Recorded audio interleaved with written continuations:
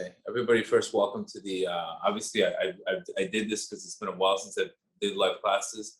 Bezrat Hashem, we're going to start again with live classes. I thank you, everybody, for your support. Everybody knows what I went through with my son. So Bezrat Hashem, now I think it's a good time to continue. This class is L'Ilmud Nishmat Yerachmiel Daniel ben Gedale. So we're going to take today a lot of questions. Because a lot of people are asking questions on, we have a class every single day. Whoever's not on the WhatsApp group, please join it.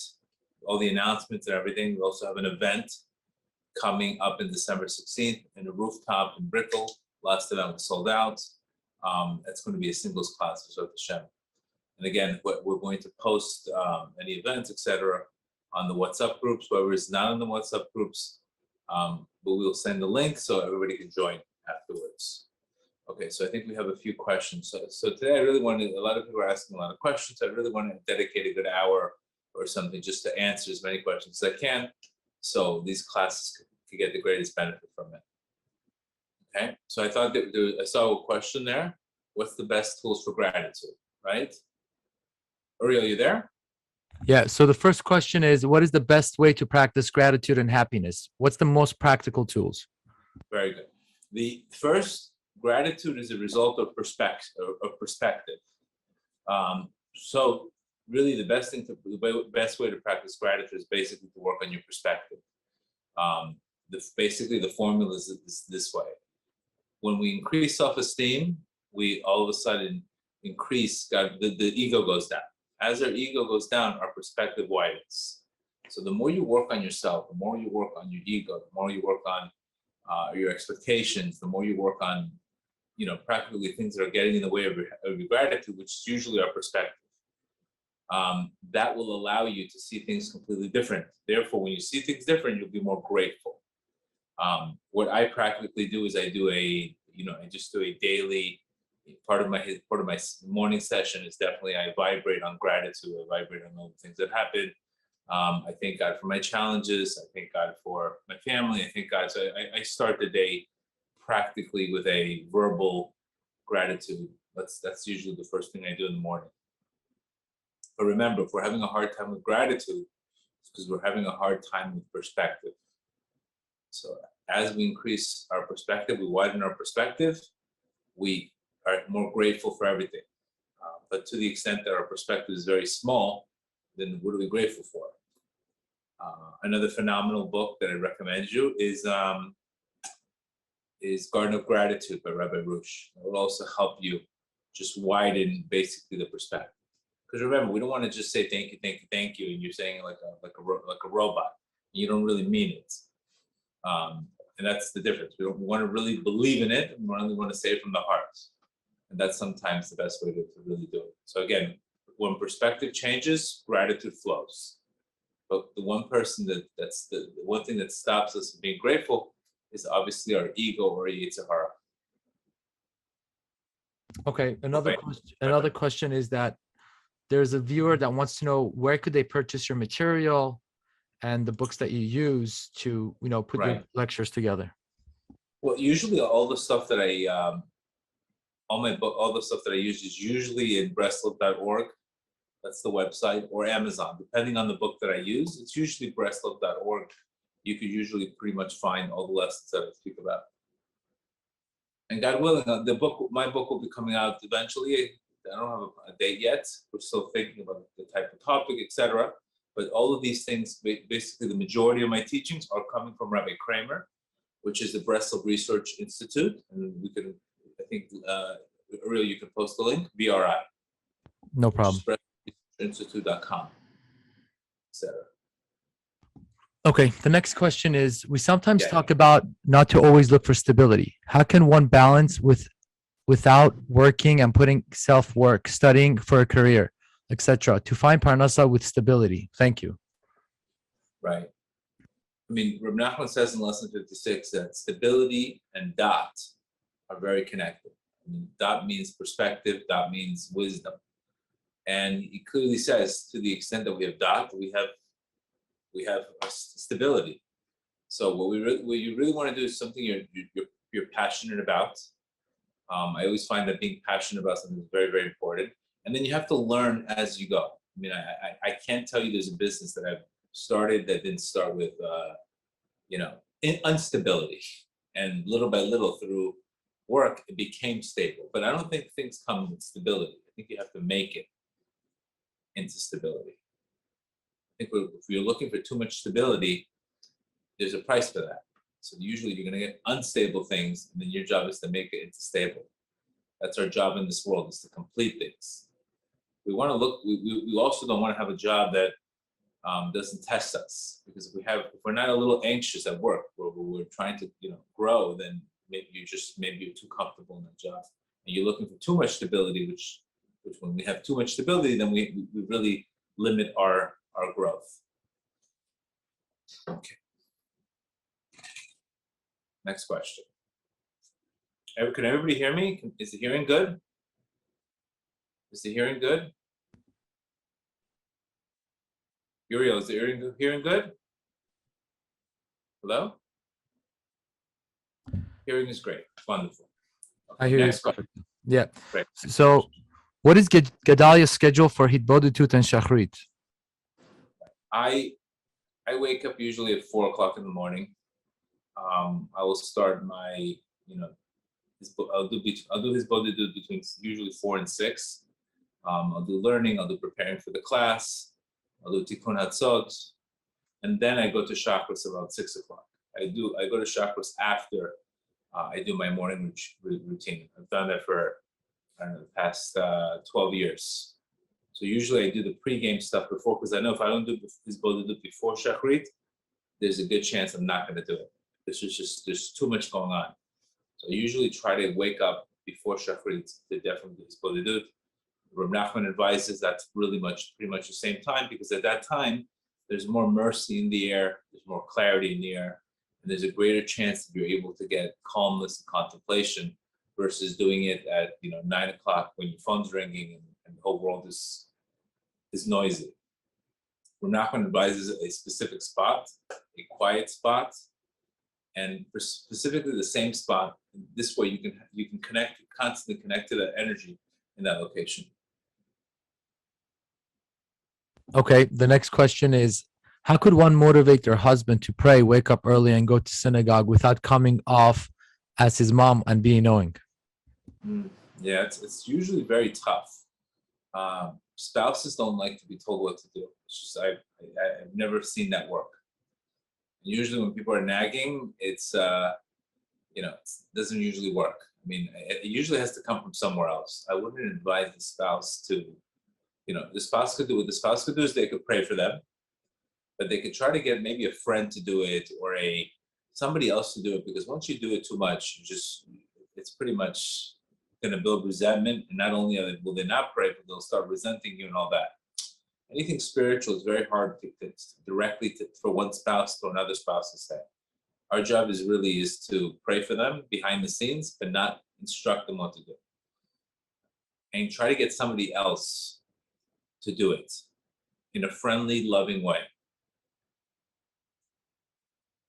Okay. The next prayer is, That's what I've seen work for the past 10 years. I've never seen unless they have that kind of relationship where it usually doesn't look good, because the person's feeling he's being attacked, etc. okay. Next question is, how does one get clarity when faced with a major decision? What I usually do is I first surrender. I surrender to God's will. First of all, I accept the situation that I'm going through, whatever situation first you have to have acceptance. After you accept it, then you can surrender, and then you can pray for guidance. And then you have to pretty much, after you do those steps, you surrender, you pray for guidance, then you have to surrender the outcome. Because sometimes what you want is not what your creator wants, and that is part of the process that can actually get you to what you really, really want, etc. So we have to be very careful not to be tied to specific things. So I always also say, I've had major decisions in my life. Some were good, some were learning experiences. So we don't want to sit there and have indecision. Better to have a decision and recognize either you're going to win or you're going to learn in the process. That's usually the best decision, to just make a decision and learn on the process. There's a great book called How Fast, Fail Fast, Fail Often. It basically talks about that successful people spend more time getting going and making decisions than thinking about making decisions. So I would recommend you to have bitachon, trust, and just make a decision.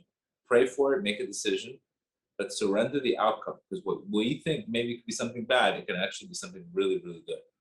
This is why we don't want to sabotage, you know, having too much control by telling God, I want this to happen. Meanwhile, if that happened, it would be good for you. So there's a much greater plan your creator has. We have to surrender to the outcome. Make a decision, but surrender the outcome. Okay, the next question is basically thanking you. Thank you so much for doing these classes and sharing your wisdom with us. The amount of wisdom I've picked up is amazing. My question is, you talk about many things we start doing, whether it's tikkun haklali, chatzot, hitbodedut. When someone starts, it can feel overwhelming to fit all that in your schedule. What would be the first action that one can take to build up the momentum? Well, depending on the problem, depending on what the issue with that specific person is. So that's a really pretty much loaded question. You know, if the problem is there's a major problem with sexual immorality, that's pretty much causing everything else to crash. So we want to really get to the core of the first thing that needs to be worked on. And that's usually the first, you have to work on one thing at a time. Nachman does not tell you to do 1,000 things.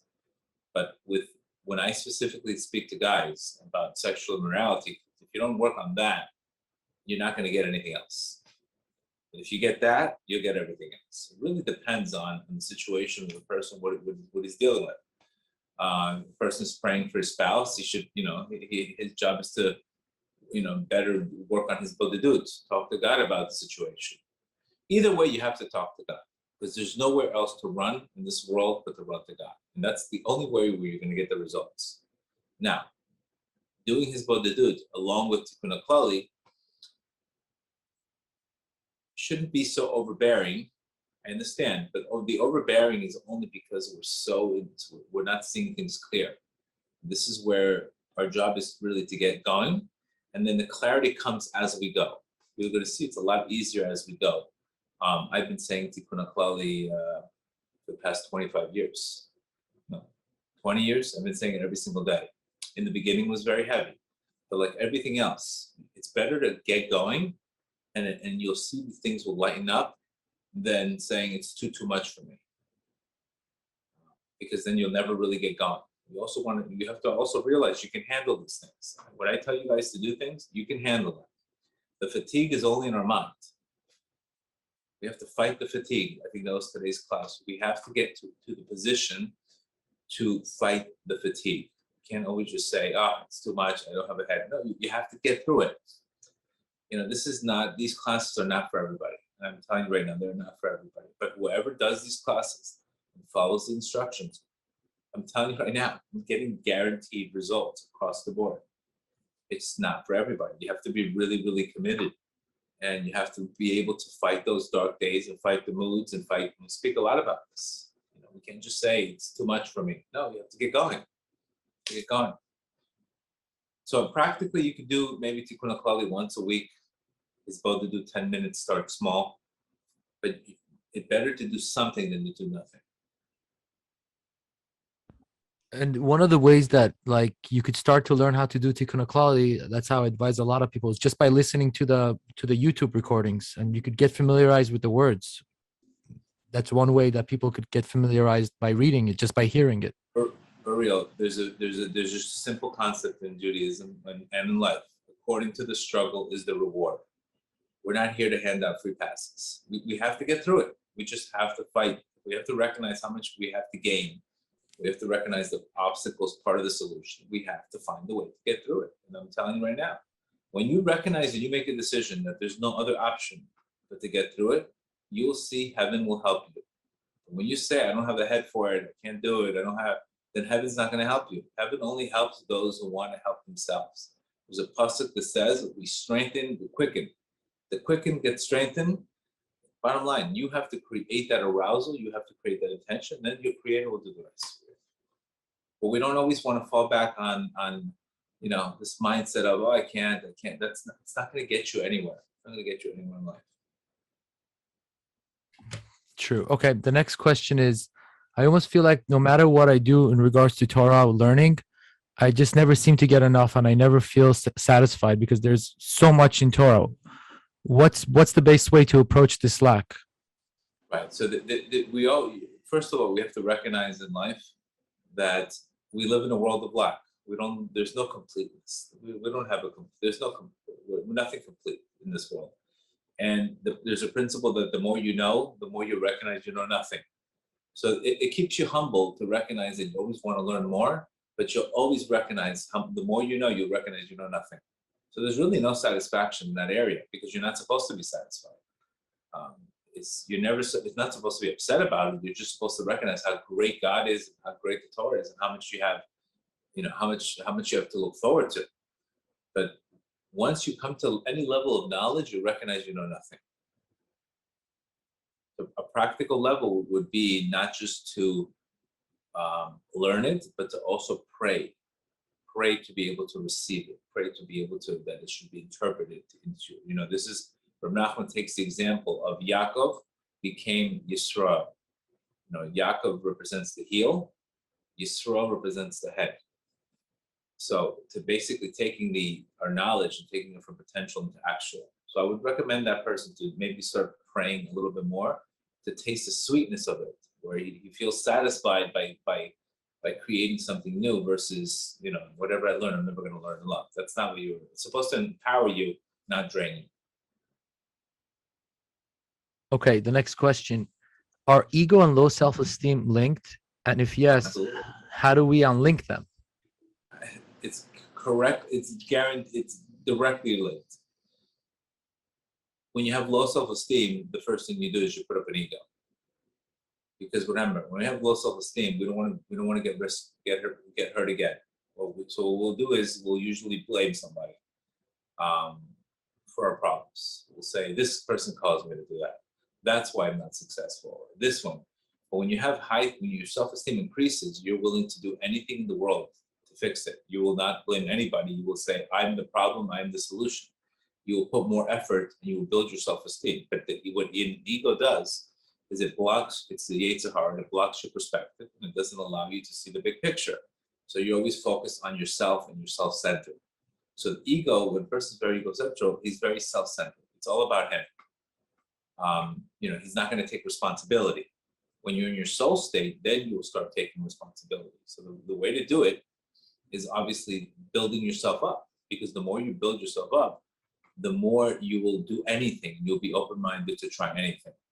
But let's talk about somebody who's not working on themselves. They'd rather make excuses than make adjustments by saying, oh, it doesn't work, prayer doesn't work, that doesn't work, Judaism doesn't work, this doesn't work, because they're such low self-esteem, they don't want to take a risk of getting hurt again.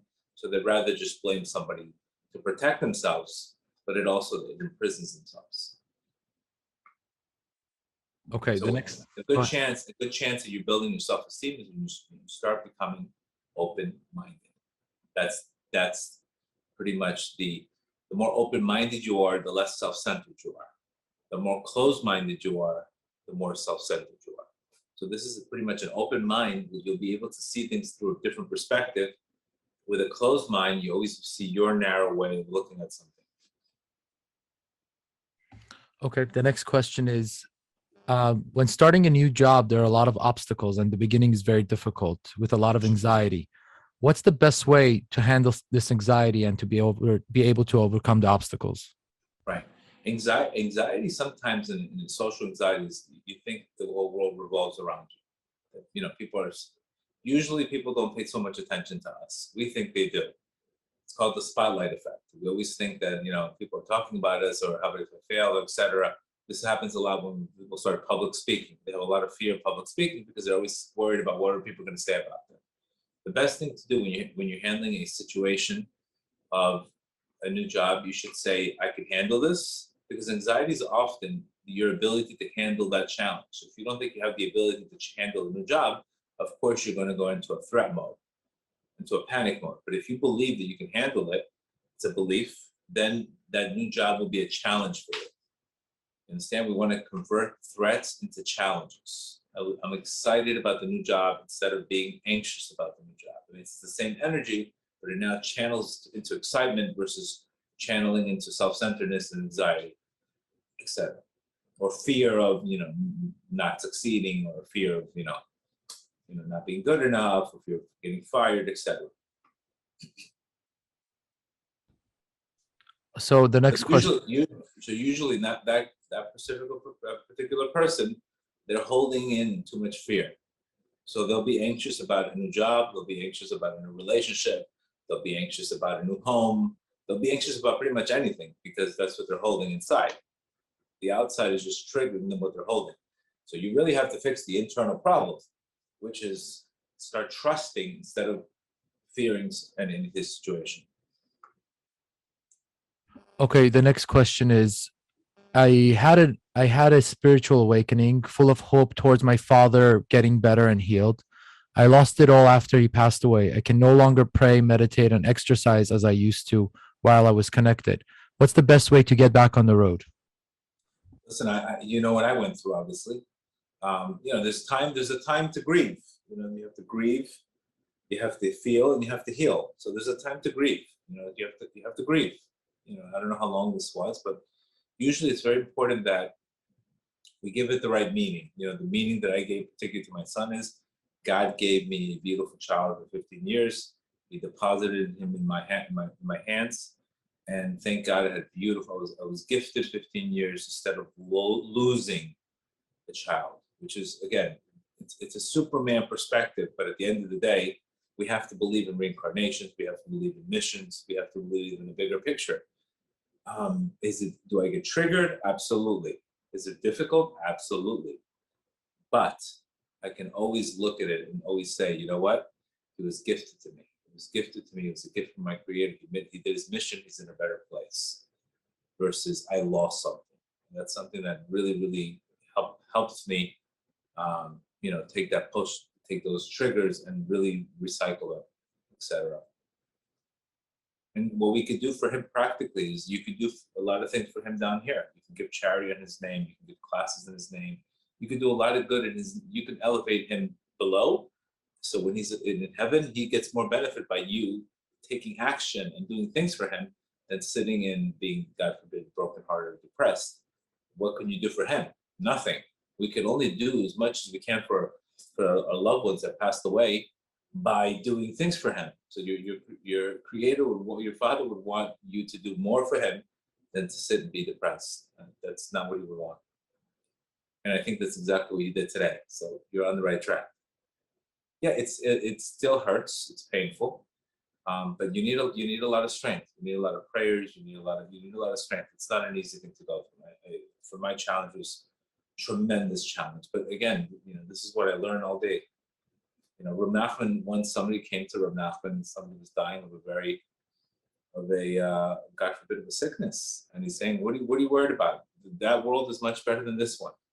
He told him like that, and Reb Nachman said, he considered death from moving to the living room to the dining room.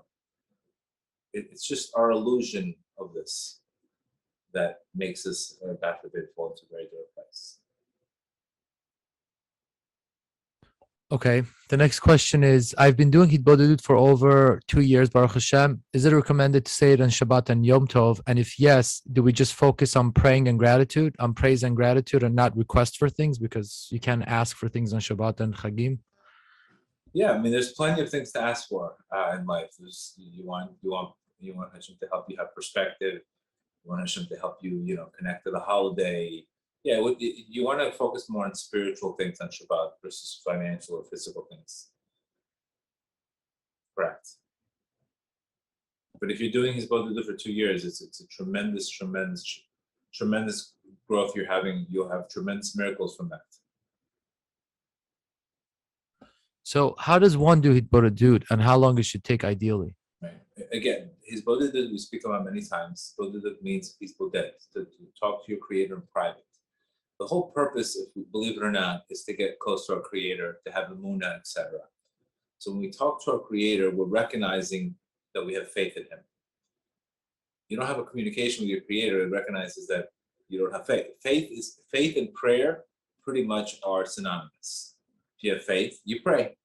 So his bodhidut is ultimately an expression of your faith, believing that what you say can actually have an influence in heaven. That's the first thing. His bodhidut also allows you to do constant tshuva. It allows you to constantly come closer to your creator and tell him how, the mistakes you make, the errors you make, your ability to want help in certain areas. So that also helps you deal with, God forbid, the person getting, let's say a person's arrogant and he has a yetzer hara for arrogance or his yetzer hara for anger. But if the guy goes every single day, in fact, tells the creator, Hashem, please, you gave me this midah of anger. I can't stop getting angry. I need your help. That person will not be punished as much when he gets angry because he's asking for help. So what you're really doing when you're doing this bodhidut is you're really, really mitigating a lot of judgment because you're taking responsibility and recognizing there's faults, there's situations here that need to be worked on, versus people just denying their issues and just pretty much saying I don't have this problem.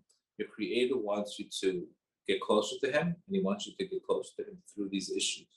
To the extent that you get closer to him, he cancels punishment. This is why our sages say that punishment was only created in an absence of teshuvah. So his bodhidut allows you also to contemplate, to settle your mind, to let things go, to to connect to your creator, to show your creator, to show your creator that there's nowhere else to run in this world. That's another thing. You're basically making a proclamation. Hashem, I know you are the only solution that I have. And I'm going to talk to you. And if I'm holding things in, there's worries that I have in my heart or I have a burden in me, I'm going to come here in his bodhidut and I'm going to do exactly what you tell me. And I'm going to cast it upon you. And I'm going to give up control. I'm going to surrender personal control for personal peace. Because now you're going to handle these things for me. I came here to do that. So basically, you're unwinding all your pain to him. You're asking him for help. You're doing teshuvah. You're being grateful. And you're basically checking in. You're checking in and you're displaying emunah. So there's so many benefits to it. I mean, it's a spiritual power workout, because the benefits you get from it is, you pretty much are not going to get reminded. If I have a problem with humility, I don't need somebody else to consult me to tell me, humble yourself. If I tell Hashem, listen, I need to humble myself, I need to work on myself, he's not going to send messengers to show me the lessons that I know I already need to work on. We have many classes on his bodhidut, particularly. You can look them up on YouTube, etc. But this is just a little synopsis, pretty much what his bodhidut is. Okay, the next question is, with all the things that are happening in the world today, do you still think it's important to reach goals like buying a home or building a business? Absolutely. This is all media. This is all freer tactics. You don't have to live in that world, practically. I mean, I went in the middle of COVID and I bought a hotel. It was the greatest purchase I ever made. We don't have to get caught up in this nonsense of fear and worry and scare. This is not the way we live. We're above nature. You can live above nature. This is something you need to remind yourself. We're not. If you don't have bitachon, if you don't trust in God, yes, then you're going to fall to the chaos of this world. But you can live above it by having a different frequency, by having bitachon and emunah in Hashem, and you won't get caught up. You recognize it's all of this stuff is political control. It's all chametz. It's all there to confuse you and make you depressed. There's no reality to it. Okay, so the next question is, when do we know what we're doing is right and if it's right for us? It's a pretty much loaded question. When do you know it's right? What you should do, again, anything you want to do, what I recommend you is consult with your creator. That's it. As long as you check in and you ask for help, whether you do it, whether you're successful or not successful, it could be part of the process. We don't want to second question ourselves. We want to have a very simple relationship with your creator. The creator did not make you into where you have to solve puzzles every single time. He just wants you to have simple faith. You have an issue, come to him, speak to him, talk to him. Focus on your simplicity. Don't always second guess. Many times, again, I make mistakes, but I'm not sitting there in anxiety over why I did the right man. No, I learned. I made a mistake. I did. If I didn't make a mistake, if I made a mistake, I learned from it. That's it. I'm not going to sit there and hold these. The past is not going to hold me back. Also, you shouldn't also be worried about the past holding you back. You have to be able to be resilient and get over these challenges, whether you make the right decision or you don't make the right decision. I mean, this is a person who went through a divorce, who had business failures, and the only thing that helps you is moving. You gotta keep on moving. That is really the key to success. Is Gotta what? keep on moving. Go ahead. Go ahead. Okay. Is one allowed to read Tikkun HaKlali at night? Some opinions say yes, some opinions say no. But if you missed it, do it that day. But it's better to do it in the morning. Better to do it in the morning. But I've seen rabbis do it at night. I've seen it.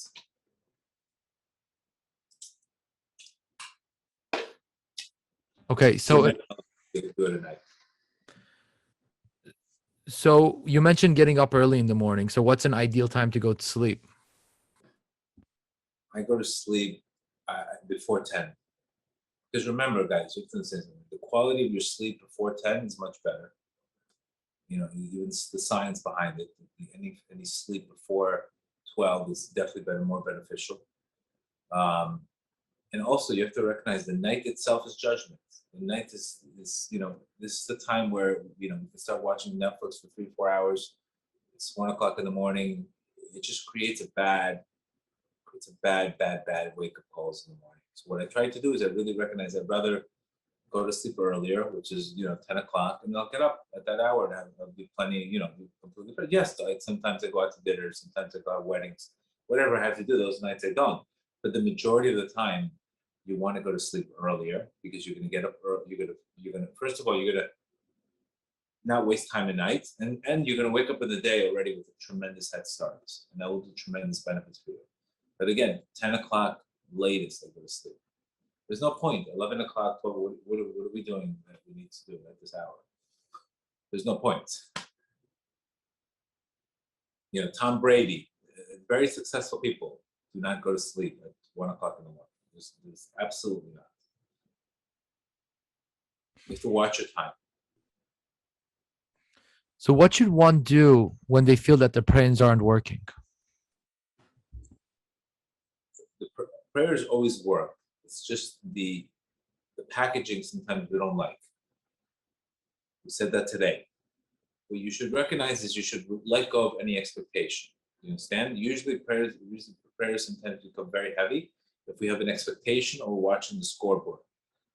What you want to do also is you want to figure out how to pray. You also don't want to say, God, please change your mind, change this. No, you want to say, change yourself. What areas in your life can you change in yourself?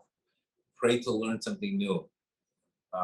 Pray for spiritual things. Usually when you pray for spiritual things, you end up getting them all the time. So it could be that person's only praying for physical things, not praying for spiritual things. And they usually are praying, just give it to me, give it to me. It's not a dog. You really want to pray for spiritual things. Spiritual things become physical things. If you want to make more money, Hashem, give me more bitachon. More bitachon is going to lead you to making more money. More trust will lead you to making more money. Hashem, give me yeshuva dat. If you have dat, you're going to make more money.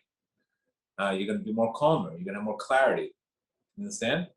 You want to pray for spiritual things, because spiritual things become manifested in physical things. Okay. So this is a question from a viewer who recently lost her father. How do I ditch the sorrow and depression fully after the loss of my father? It's been 18 months and some days it still pulls me under. Thank you. Right. Again, we have to attach. It's very important that Judaism talks about Gilgulim, missions. And, there's more than, just the body is done, but the soul is eternal. You have to recognize there's a lot more going on than just a person dying. This is where one of, Manus Friedman has great books on that. Educate yourself a little bit on the after body experience, what happens. And you recognize that you will do more, like we answered the other question. You do more for them. When you're happy, they're happier in heaven because they can't do anything. And if we're sorrowing and sadness and depression, they're not getting any benefit. You're only giving them benefit if you do acts for them, such as saying brachas in their name, such as giving charity in their name, sponsoring classes, learning, doing good deeds in their name. This has tremendously more power in heaven for what they're doing than sitting home being depressed over why God did that to us.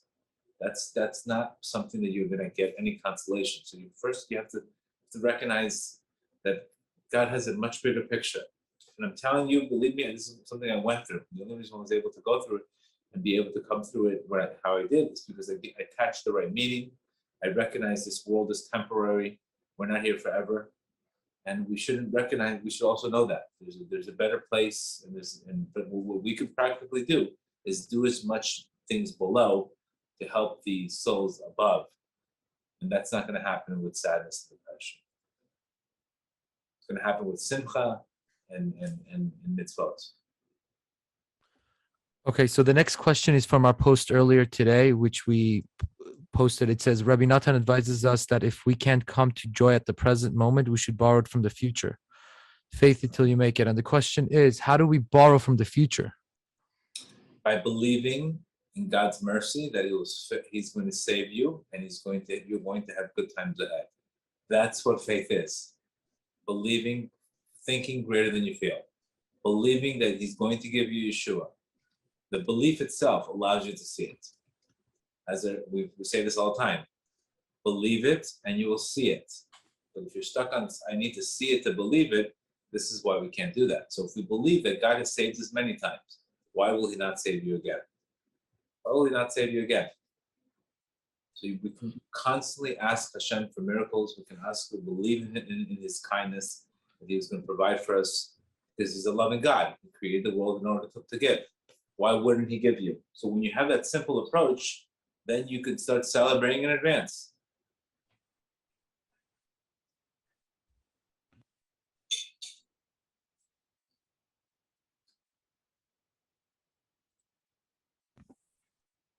For real? Good? Yeah, the next question is, could you please speak about the 40-day challenge and elaborate on it? Is this a guy or a girl? It says anonymous. I don't know. So take both routes. Okay. Basically, the number one cause of much spiritual depression is spilling seed, masturbation, pornography, immoral sexuality. This is what causes pretty much the biggest darkness. Why? Because the same potential you have to make children, if a child is not made, or if it's not used in the appropriate way, then unfortunately it becomes a shed or a demon or a negative force. These negative forces attack a person, make a person tremendously depressed. They make them anxious. You lose focus. You start, having a negative ruach. It's a klipa. So what we're trying to do, specifically with men, is the reason why they're so distant from Judaism and they feel the way they are. It's not because of their soul. It's because there's a lot of klipot, which means shells or obstacles or these negative klipot that are on them. So Reb Nachman recognized this was a major issue, that people were going to have this. He even said back then that 3/4 of the world has this issue. And this issue has the ability to depress you and completely take you out of the game. So when he advises to do the 40-day challenge, which 40-day challenge is to stop doing this and to say Tikkun HaKlali for 40 days straight. And little by little, we can start taking these layers and start creating momentum. If you just look at the science behind this problem also, people are doing this or watching pornography. Your brain is connected to pornography, 200% dopamine. You can't maintain that level of dopamine. So what happens is you need more and more to maintain it. And what happens is your mind just gets completely depressed. It's pretty much taking a child on a Space Mountain ride and then telling him to go on the teacups and telling him, can't you see the beauty in the teacups? Our brains can't handle that amount of stimulation. So this is an area that Rabbi Nachman says that if we're able to work on this area, everything else will open up to us, such as relationships, such as money, such as happiness, such as spirituality. This is one of the biggest areas that causes darkness. I myself had this issue when I was 22 years old. I picked up a Tikkun Klali, I started doing it, and it absolutely changed my life. So there's a reason why I went through that. But I know what it is to go through that darkness and you feel like you lost yourself. You feel complete despair, complete anxiety, your mazal is nothing's working. It's a very dark cloud. So what I specifically speak about is starting there before we deal with any of the other issues. Because this is the area that has the most predominant area for spiritual damage, physical damage, and emotional damage is this area. So this is why for guys, you got to do this. It's non-negotiable. You have to stop watching porn. You have to stop doing all this. It's non-negotiable because you're never going to get anywhere in life if this is not fixed. And I'm the only one talking about it like this. And I'm a very modern guy, so I'm telling you, it's not something you can't do. You could do it, and it'll change your whole life. But this is why I talk so much about it, because you see the singles crisis. You see what's going on in the world. It's a mess. But the only way to fix it is to get really the guys to get back in the game. Okay. So the next question is, this person has struggled with Shmirat Habrit for a long time and recently got on a streak. How long should he, continue the streak before he starts dating? I mean, you could start dating as long as you have you have to recognize if you're married, you're dating somebody potentially to marry. If you're dating somebody to sleep with them, that's going to screw up your soulmate. And girls see that. Girls can see that negative energy with the guys. They can see that. The whole thing is, you don't understand it. When you're on a date with somebody, they feel your energy. So to the extent that you cleanse yourself in this area, you will have a different energy on a date, and people will like you more, and they'll see more of you instead of seeing the darkness in your face. So you could start dating when you feel you're ready to have a real relationship without, relationship for love, not lust. Basically, when you're out of lust mode. Okay. And remember, and we have to also recognize that the reason why this habit is the number one, the problem is because of lack of faith, or we had areas in our lives, God forbid, there's areas that people were abused or people went through tremendous challenges and they lost themselves. And because of the sadness, it led them to escape with this problem. And this problem now becomes a bigger problem than the original problem.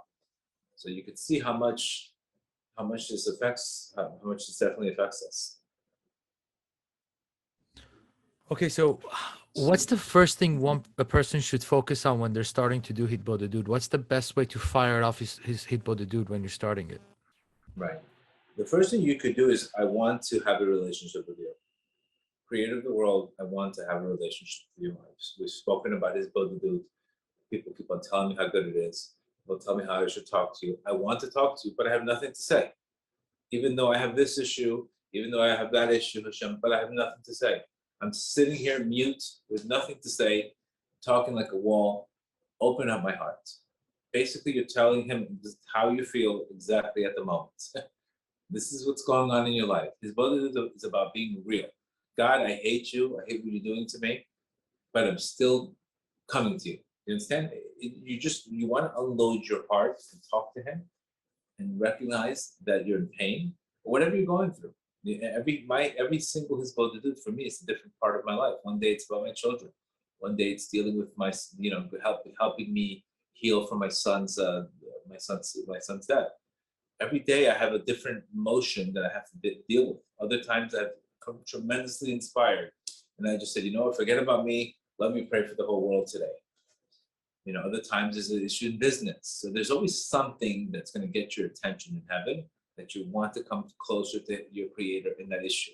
It always changes. Ramasa says the situation always changes. It's not an Amazon Echo or robot. You're always going to have a different situation that life is going to challenge you with, that you're going to ask your creator for help. So there's no one-shot thing. This is why whatever's on your heart, pour it out. pour it out. And the reason why it's so difficult is because what you get out of it is unreal. I mean, I don't have to tell you anything. You guys know how many classes I've produced. And that is not from my own to deal. That's because of constant talking to Hashem. What should I talk about? Giving me ideas. I mean, you got 1,200 classes every single day doing a class. Coming up with a new class every single day almost, while managing 4 kids and businesses and etc. It's almost an impossible thing. But if you have that area of this bodhidut, God just downloads you information. And sometimes I don't feel like talking. I'm just too stressed out. Then I have to start putting on music. And just getting in the mood, and then I'll start. But it's a different thing every day. Every day it's a different. It's not. There's no. Every day is a different challenge. Okay. The next question is: what is the best way to blend 2 divorced families? To blend 2 divorced families. 2 divorced families.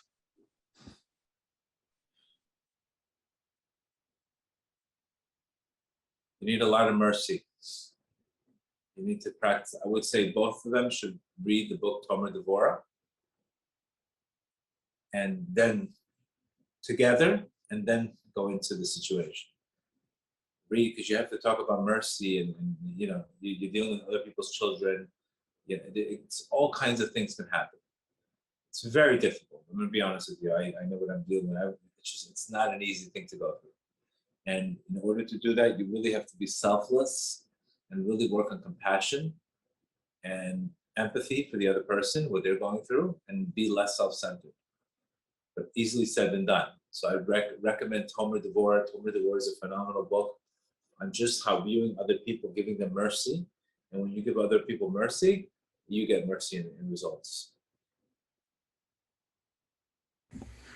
Okay. What could you say about men going to the mikveh? It should be a daily thing, weekly thing. What's Reb Nachman's advice in regards to the mikveh for men? Right. I practically go every day. Mikveh gives you dot, it gives you cleansing, it reduces judgments. It's a phenomenal thing to do. It basically makes you focus. Obviously, it depends on how far the person lives also. But it's strong. Reb Nachman says he would not make a decision before going to the mikveh.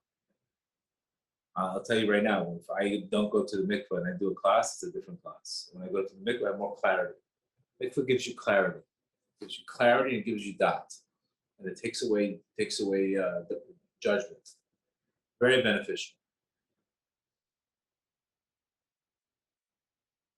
Okay. The next question is, what are your thoughts on the mind-body connection from the healing aspects, especially? If you have stuck emotions, could they be reason for pain? Could they be the reason for pain? Absolutely. Whatever you hold in your mind manifests in your body. And your mind is at a higher calibration than your body. So you have placebo effect, all that. I'm a very big believer in that. Bruce Lipton has the science behind this. Joe Dispenza has the science behind it. Reb Nachman talks about in Lesson 7 that it's all spiritual, that you can heal through emunah. Absolutely. I'm very into that. You can heal through faith. Faith heals. Reb Nachman says the main cause of healing is simcha, and the main cause of sickness is sadness. So clearly it's an emotional thing. And every emotion also has a different organ tied to it, such as anger is tied to the liver, the lungs are tied to grief, kidneys are tied to fear, the kidneys are tied to fear, the spleen is tied to overthinking and sadness. So even every single organ has a specific emotion that is the dominant emotion in that organ. The heart is lungs. Absolutely, it's very, very connected. So going back to the 40-day challenge, there's a follow-up question. So what would the path be for women struggling with, watching whatever they're not supposed to be watching? Right. It would be the same thing. It could be the same thing because again, you still have the dopamine thing. You still have the dopamine, the high levels of dopamine. You need the dopamine detox. And that's just the science behind it. But when you're watching those things, it's very hard for you to connect spiritually because you can feel shame. And that's the problem. Because when you're watching that stuff, now you want to go pray, you're going to feel too much shame. You're like, I can't open this book. Look what's in my head. So it blocks the prayers. So I would also recommend that person to do the 40-day challenge. And again, let me recall something very quick. I'm not judging anybody. I'm not here to judge you. I'm not here to tell you to. I'm just here to help you. That's the difference. But this is a non-judgmental situation. I don't tell people how to dress. I don't judge them because I know where I was at. So there's no judgment behind it. This is why when people ask me things, they ask me real things because what do we need to hide? We need to fix. We need to fix them. We need to express exactly what's going on in our lives. Otherwise, we can't fix things that are in the closet. So for that person, definitely recommend the Tikkun HaKlali, because Tikkun HaKlali is also a spiritual antidepressant, according to Rabbi. So and obviously recognizing the reason why we're doing that, why are we seeking this kind of dopamine? It's because we're sad. There's a sadness area in our lives that this is trying to fix.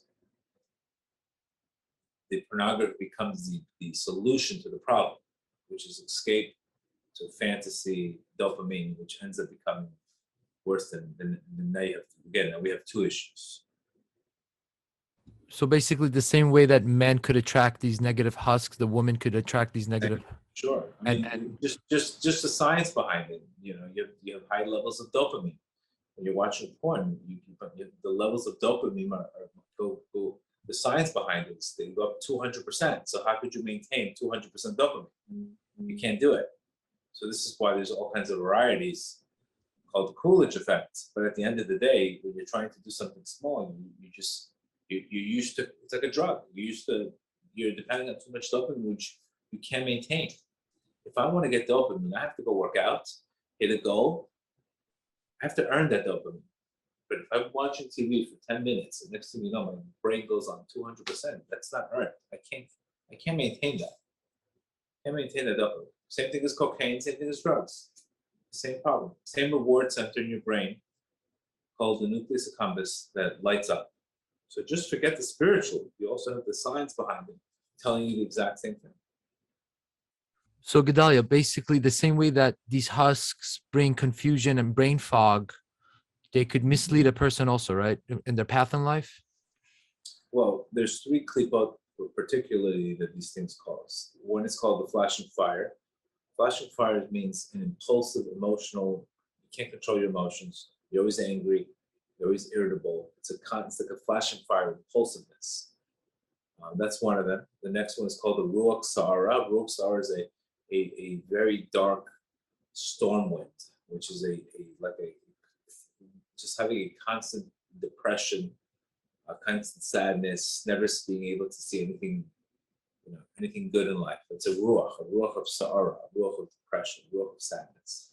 And the third one is a great cloud. Great cloud is referred to today, brain fog.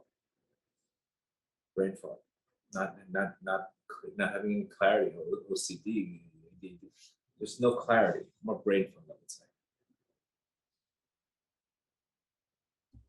Okay. The next question is, if we leave it all to God, how is it meant to be done? Then maybe we should just sit home and do nothing. That's not what God's telling you. I will bless you in everything that you do. You have to do. Nobody's saying leave it all to God. It's getting to a point where you've tried everything, and that's when you surrender. God blesses everything that you do, not by sitting home. So it's definitely nobody's ever said that in an answer. I will bless you. You have to make a shtabut.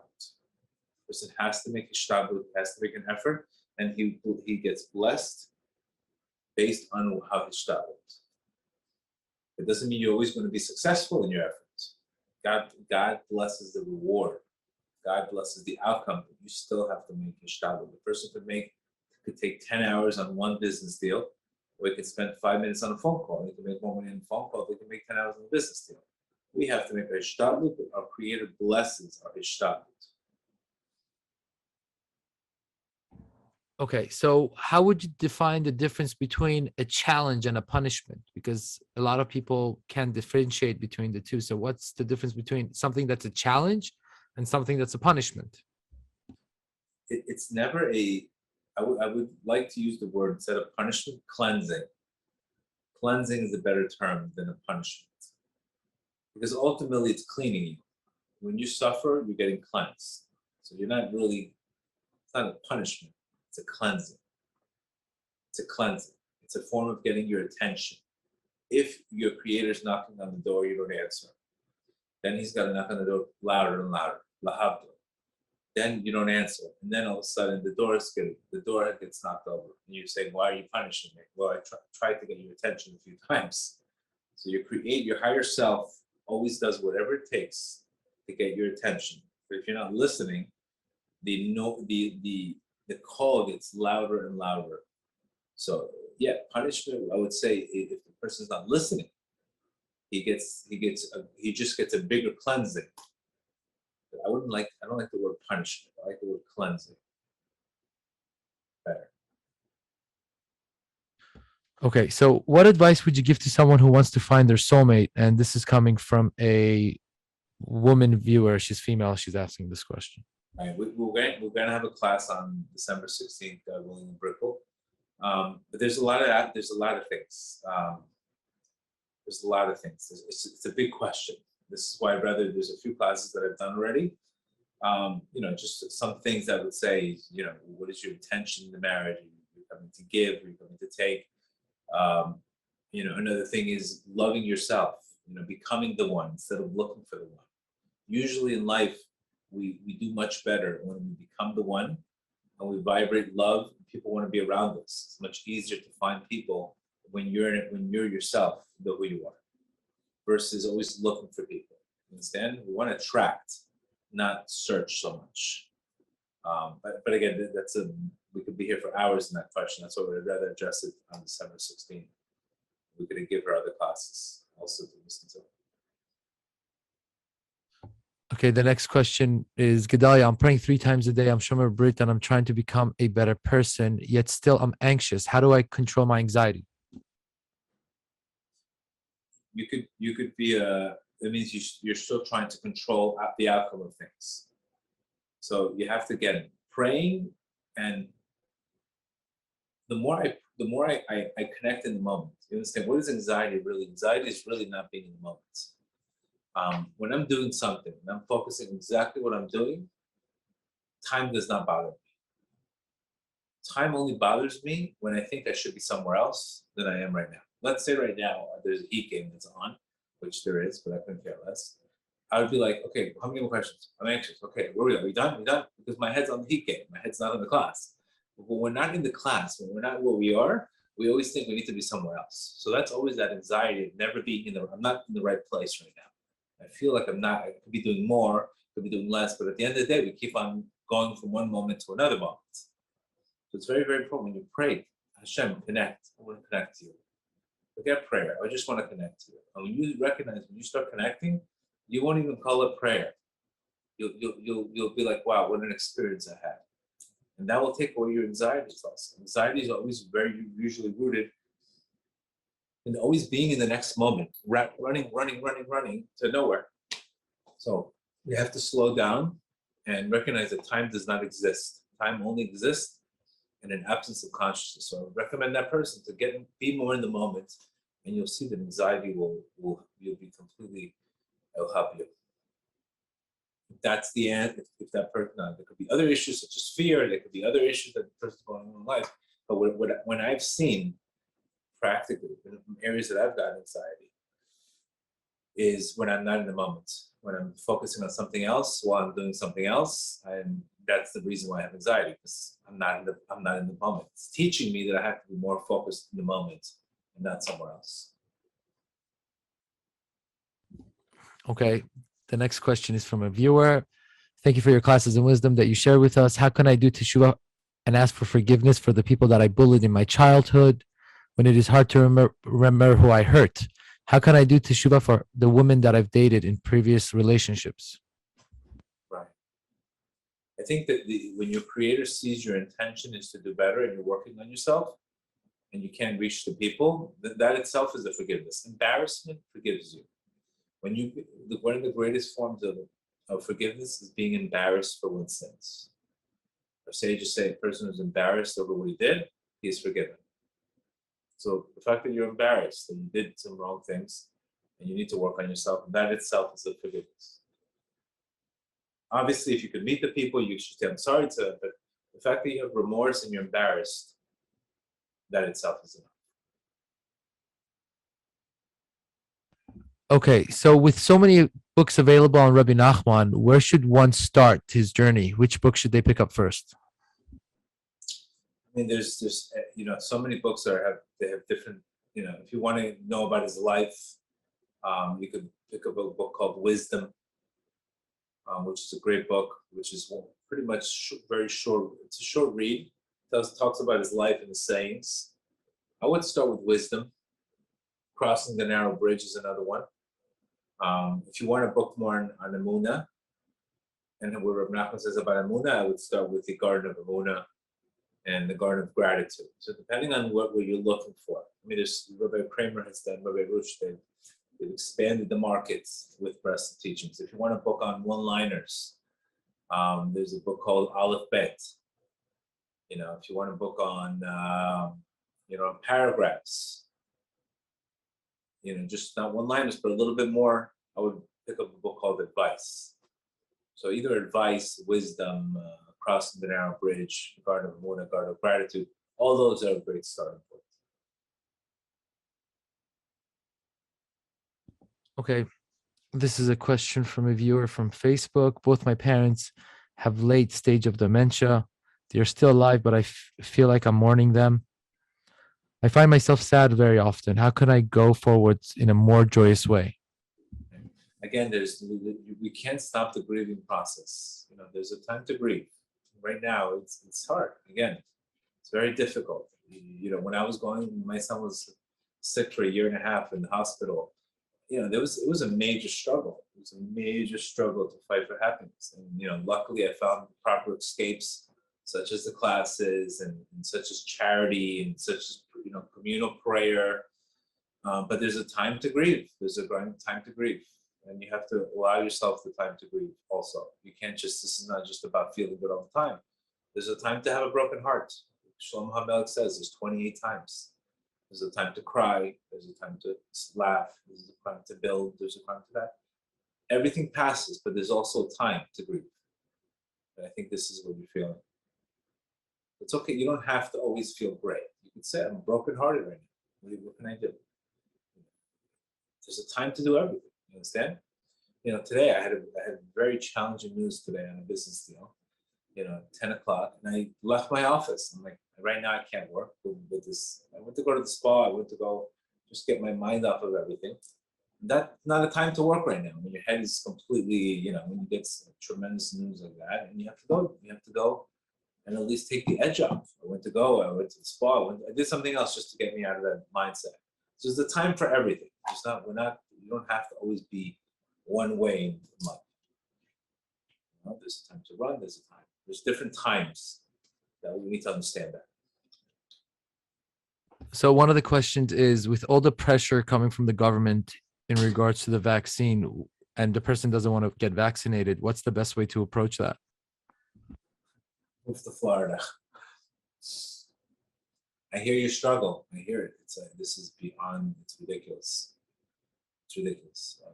My wife doesn't want me to go to New York now because of all these vaccine mandates. It's a major headache. It's a challenging situation. I mean, thank God in Florida we have a normal person running the show here, but I can't even imagine what's going on over there. It's very difficult. But move to Florida, I would tell you to do that. It's just there's no sechel, there's no logic anymore. Everything's just madness and craziness. It's getting worse and worse. But Florida, we're pretty doing. It's not easy to move to Florida. I don't know. I don't have the answer to that. But I don't blame you. I don't blame you. Listen, I had COVID. I don't know why I would have to go get vaccinated if I have antibodies. I mean, why would I go get vaccinated if I already have the antibodies? I'm not against it, but if you had it already, I mean, what's the point? We want to go on to bigger and better things, God willing.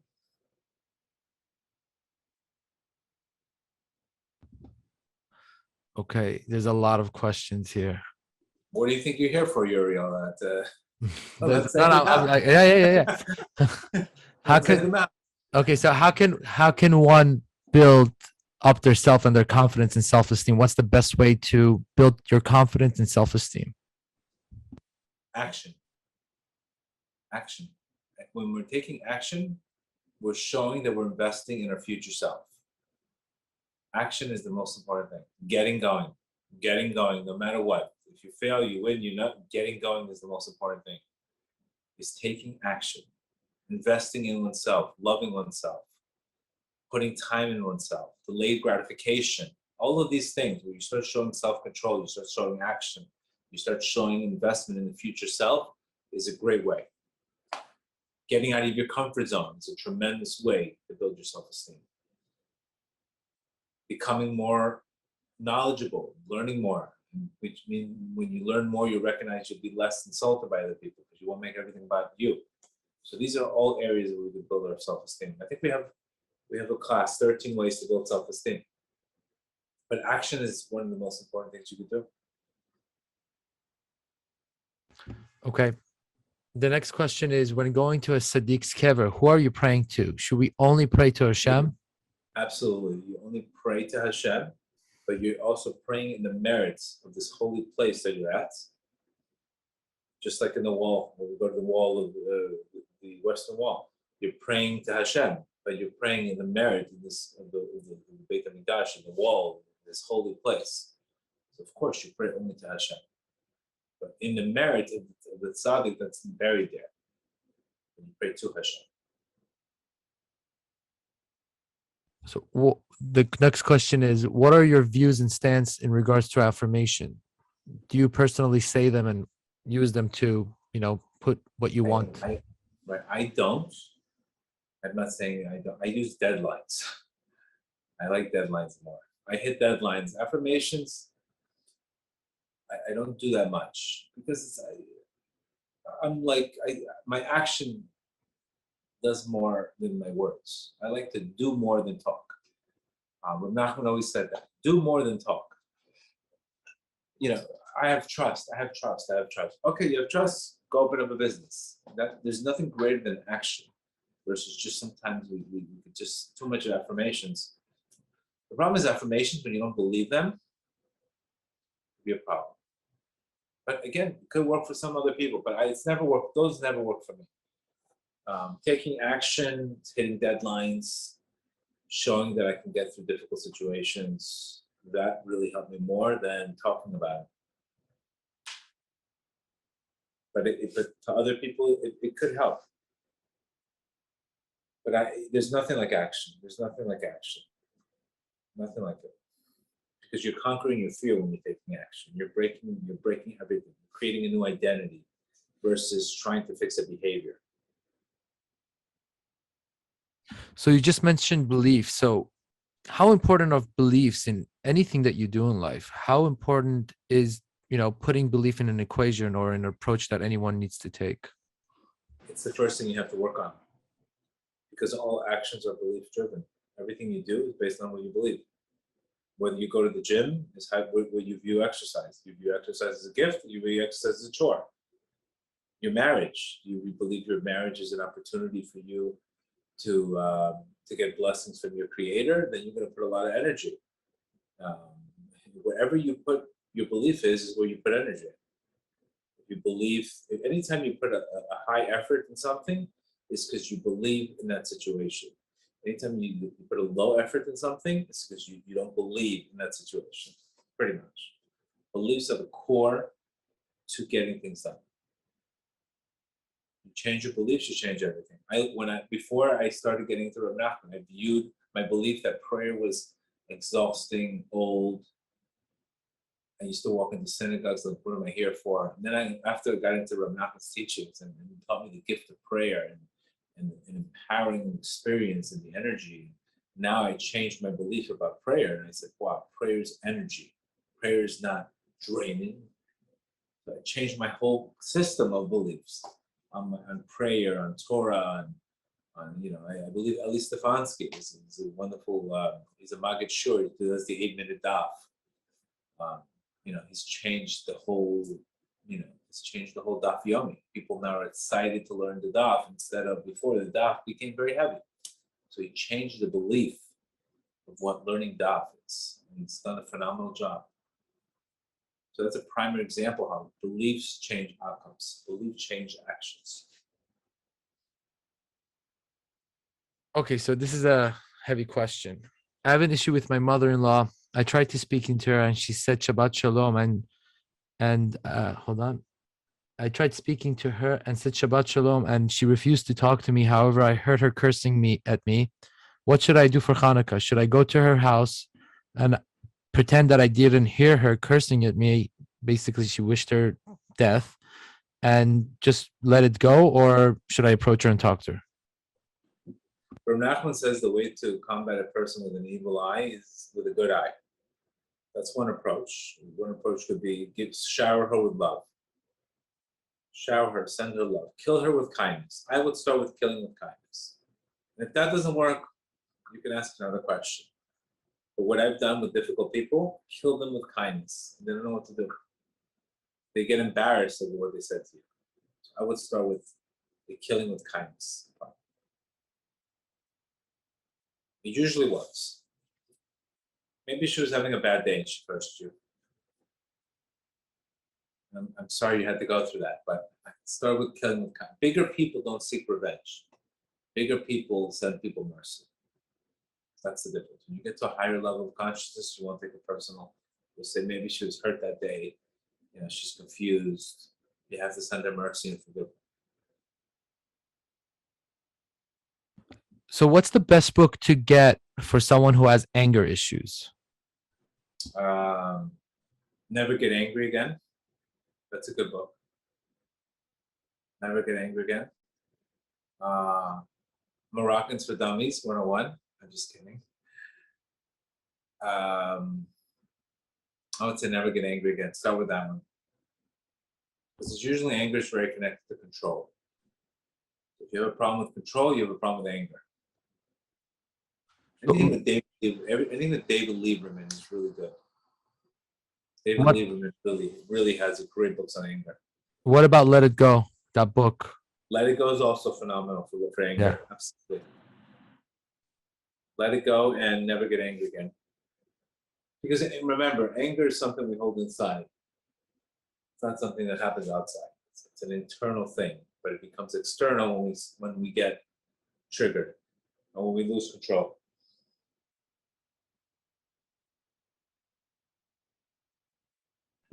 Okay, so I've been working in finance for the past 2 years after graduating college, but after listening to your classes for some time now, I have a strong desire to help others, which leads me to believe I may be on the wrong career path. What is the best way I can know I'm fulfilling Hashem's will in my career? I want to help others as a therapist, but I don't know if I'm putting myself in financial danger. Yeah, don't quit your job. Start small. You want to help people, start with a weekend thing, do a YouTube class or do something small. Don't quit your day job until you are, God forbid, set up. Don't quit. Start small. Start, with a group of people. How did I start the class? It started with 5 people. And it took off itself. It came to me. I never prayed to be a public speaker. I never prayed to do this. I just had good intentions. I really believed in what Malcolm's teachings. The rest was history. I never prayed for this, planned on doing this in a million years. If it's going to happen to you, it's going to happen to you. But do it first out of love and passion. But do not quit your day job.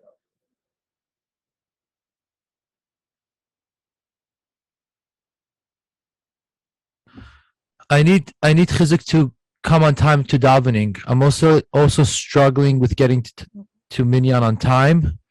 It feels very wrong to go walk in late. What could I do?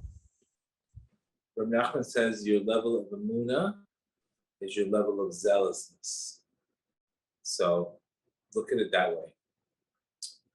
The more zealous you are, but again, it's good to go. It's good to go. It's better to be late than not to go at all. But you should try to just look at it as you're talking to your creator and you would never show up late to a meeting with a big buyer. So you would never, again, I'm not always on time myself. But you just have to try little by to just try to have more energy and look at it as an opportunity, not as an obligation.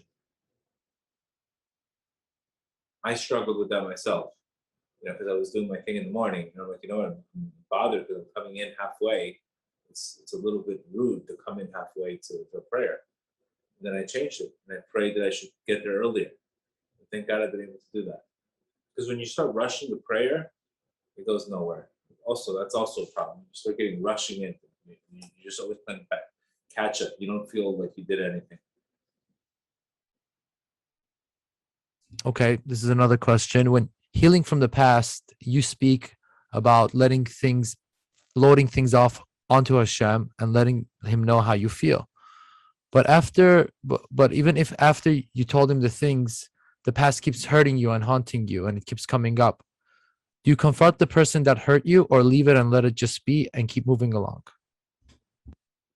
Sometimes you have to express yourself. There's times where you have to express whatever we went through and take, say when you have something worrying in your heart, express it to others. I would say you need closure in that area in your life. I would say do express it. And then recognize that they only did that to you because they were hurt. People hurt others. Hurt people hurt others. Period.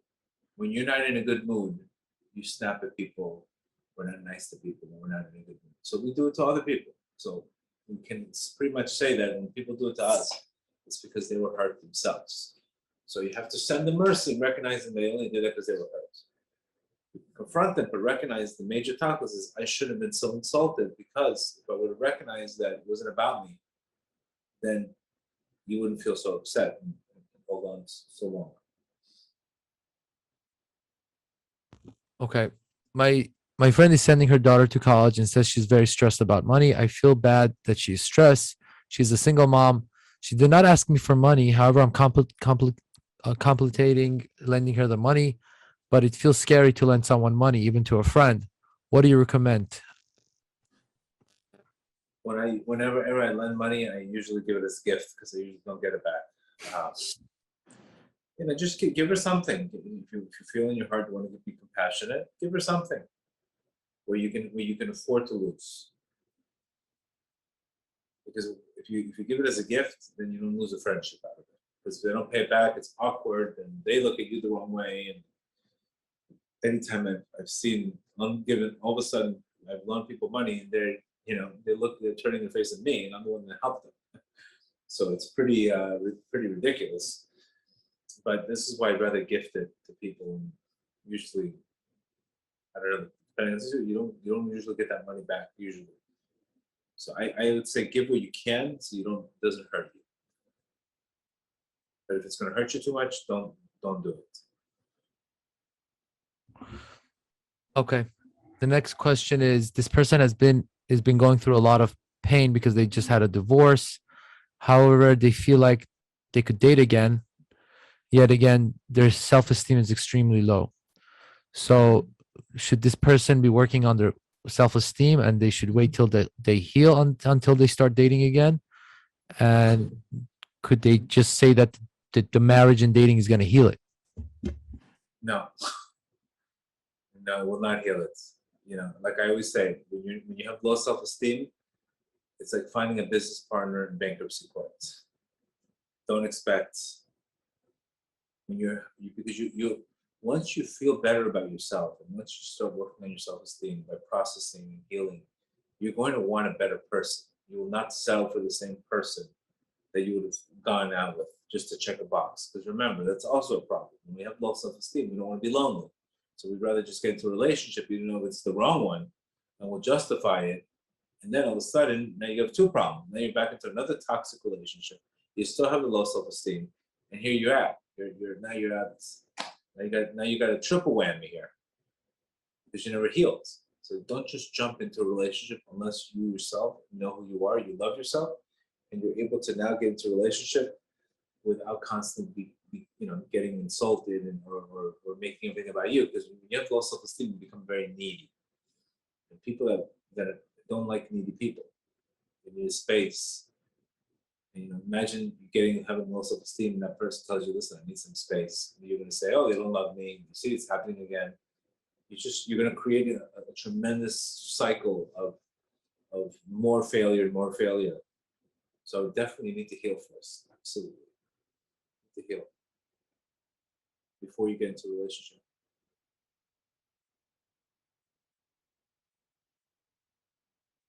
Okay, so this next question is a student in a graduate program. How do I know when is the right time to get married, even though I'm still in this graduate program? How do you know it's the right time to get married? I mean, listen, depending on also who you find. Sometimes you can find a very special person that they're willing to grow with you. It's depending on really the situation. If that special person's in your life, and you say that this is something that you can grow together, and she's willing to have patience with you, then that could be a wonderful match. Our sages say get married younger because we could be saved from sin. We could be saved from, God forbid, other things. And once you get older, we become pickier. So I like younger because you become less picky. Once you get older, you just become more picky and more in your ways, and it becomes much more harder. But somebody that's willing to be simple and grow with you, that's usually the best matches. Okay, the next question is, I have a son who suffers from severe mental illness. He's gone to using drugs and is in jail now. Can our prayers work to change someone else? Absolutely. But between you and me, my admissions coordinator who works for me now, he was very similar to that story. He says the jail was the greatest thing that ever happened to him. He became so spiritual in jail. He spent 3 years in jail and he came out of there a completely different person. So sometimes jail can actually heal him, believe it or not. So what you have to do is Hashem, keep on doing what's best for him. Not necessarily take him out, because maybe it's very good for him to be there right now. Maybe that's healing him.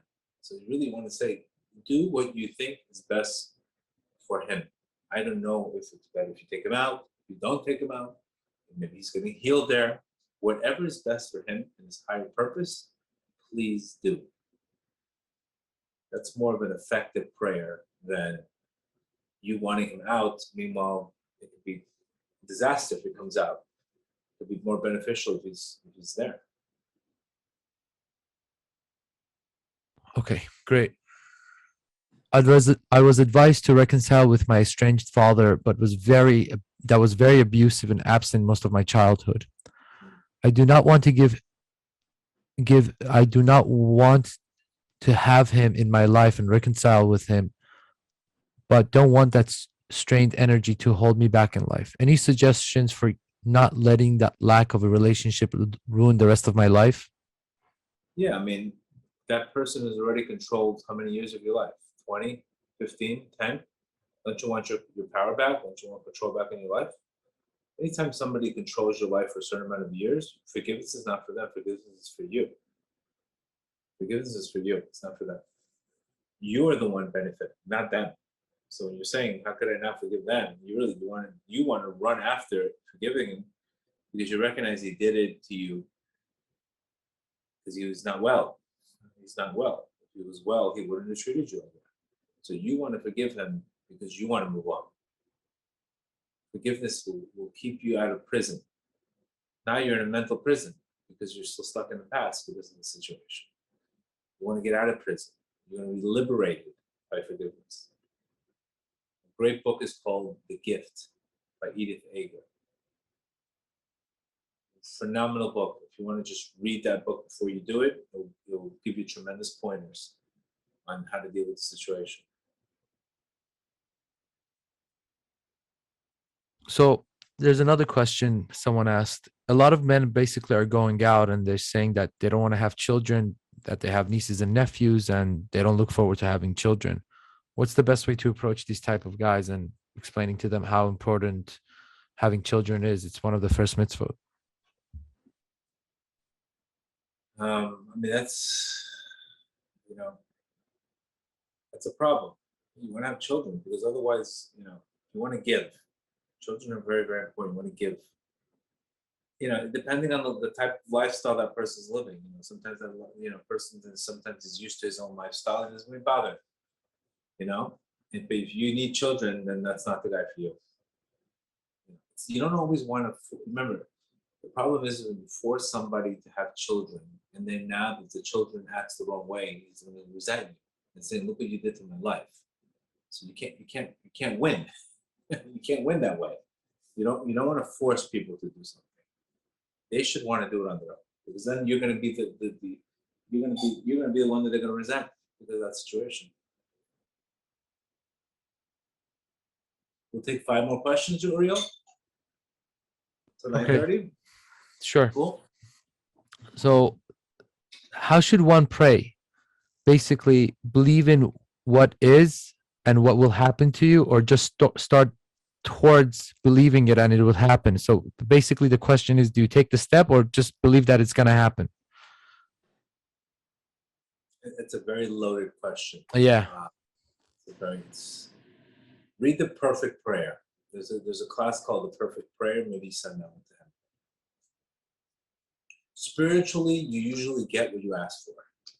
Financially and other things, it's usually a condition on merit, it's a little more complicated when it comes to financial and other issues. You have to create a heavenly need for it. That's usually the best way to get something. If you just, I need another house so I can be more comfortable. It's usually in reverse. When you feel abundant and you feel happy, your creator usually gives you things that you would never imagine. So the best way is really not so much to run after, but more to attract.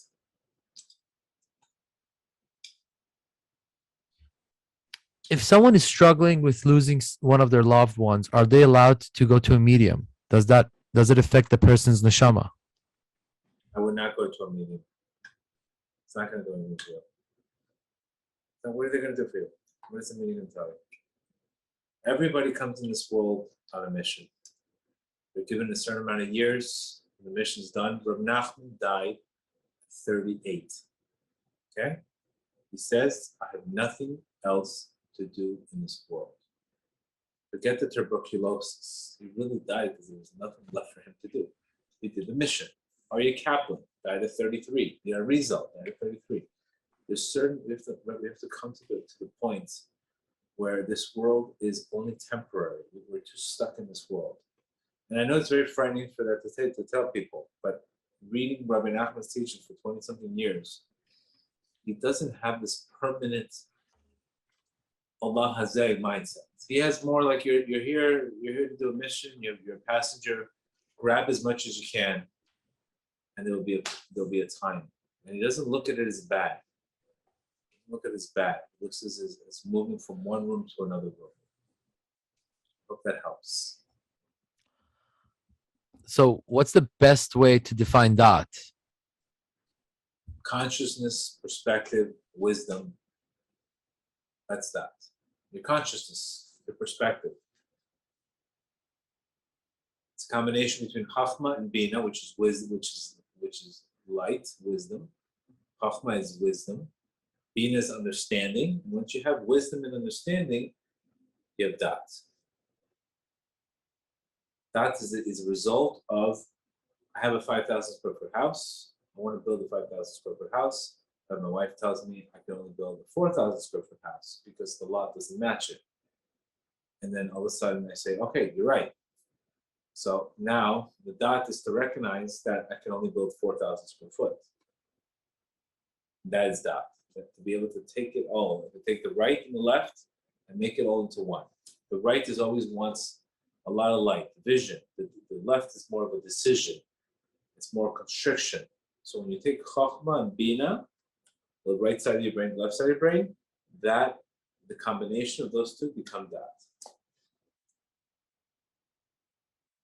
So when you say that anxiety is a lack of that, what if the person is being told by the therapist that it's a chemical imbalancement in the brain? How does his body do to fix the chemical imbalancement, and how does one acquire more dot when the chemical? Okay, there is people that have a high tendency to anxiety, and just like people have medically depressed. So obviously, but you would have to you do a lot of meditation, but just the awareness you could do. For example, you can get into heavy breathing. Breathing keeps you in the moment. So the way I could deal with it, for example, is anxiety. If I'm anxious, I'm not afraid of the anxiety. It's a feeling. And then what I do is I get into my breath. I calm down. And then I recognize the reason why I'm anxious in the first place is because I'm not aware of what I'm doing. I'm thinking about something else. So we have to exit our mind and enter the moment. So some tools that will teach you with anxiety is how to bring back to the present. So meditation brings you back to the present. Exercise brings you back to the present. Prayer brings you back to the present. Breathing brings you back to the present. So I would start doing little some of these little habits, meditating, working out. When I meditate, I'm in the present. When I'm working out, after I work out, I'm focused. Science is telling you after you work out, it's like taking Ritalin. You're completely focused. When I breathe, Wim Hof, I'm present in the moment. So there's a lot of things you could do to basically cut into that anxiety and get more into the moment. Should I ask? Try breathing, try meditating, breathing, and exercising, and see if that completely does not help you out with that. Do you want to take more questions? We'll take one more, and then we'll go. So many people in their 30s and 40s are getting through their workday or dating while struggling with complex traumas which they're trying to manage. How do you handle a situation where it's clear the other person's trauma is informing their decision or actions and it's not pure logic? Welcome to these classes. We're trying to get people to recognize they are not their trauma. It's a big problem. There's the majority of the world does not know how to deal with trauma. They do not know how to deal with trauma. Everybody's holding on to dead weight and just shoving it to other people, and it's a problem. This is one of the reasons why I do these classes, to get people to we could process this and we could turn post-traumatic stress to post-traumatic growth. But you're right, most people with trauma, they don't want to listen. Even when you try to help them, they're like, I don't want to listen. I'm good. So you're really sometimes stuck. I would say one thing I would tell you, listen, if you're going to go get married or date, etc., make sure you have somebody that's open-minded and that's willing to learn and work on themselves. Because if they're willing to learn and work on themselves, they have humility. For people that don't want to work on themselves, and just, get stuck in the past, it's not going to be much fun. It's not a fun relationship. So I always recommend get people that are hungrier to work on themselves, to process them. You can heal through therapy. You can heal through therapy. You can heal through Torah. All of this can heal you. But there's not one of us in this world that does not have trauma. It's part of creation. So we need to know how to deal with it. We need to know how to work with Emunah. Because if we're having a hard time with Emunah, we're going to have a hard time with trauma. All right. I think we should wrap it up. Ladies and gentlemen, thank you for joining us. Just keep an eye out on the WhatsApp groups on Facebook and Instagram for upcoming events. If you're not on Instagram, if you're not on WhatsApp, please send me a message. I will gladly send you the phone number or a link. Let me actually give you the phone number right now. If you want to write it down, please have a pen and paper. I'm just not on it yet. Get on it. Give me 1 second. I didn't fully memorize it.